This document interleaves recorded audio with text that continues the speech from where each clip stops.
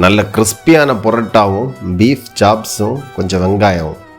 பீஃபோட recipe போடுங்கன்னு நிறைய பேர் கமெண்ட் பண்ணியிருந்தீங்க. ரொம்ப ஈஸியாக குக்கர்லேயே டிஃபன் ஐட்டம்ஸ் கூட சாப்பிட்ற மாதிரி ஒரு பீஃப் ரெசிபி தான் இது.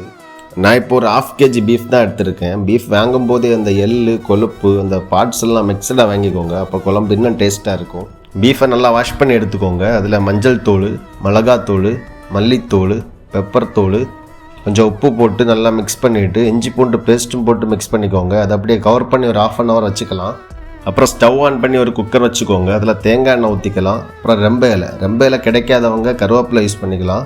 அப்புறம் தேங்காய் கட் பண்ண பீசஸ்ஸு, சோம்பு, ஒரு 2 கையளவு சின்ன வெங்காயம், 2 பச்சை மிளகா, ஒரு பெரிய வெங்காயம், அதை நல்லா வதக்கி விட்டு உப்பு போட்டுக்கோங்க. அப்புறம் நம்ம ஆல்ரெடி மிக்ஸ் பண்ணி வச்சுருக்கிற அந்த பீஃப் எடுத்ததில் போட்டுக்கலாம். அப்புறம் கொஞ்சம் தக்காளி, கருவேப்பிலை, கொஞ்சம் தண்ணி ஊற்றிக்கோங்க.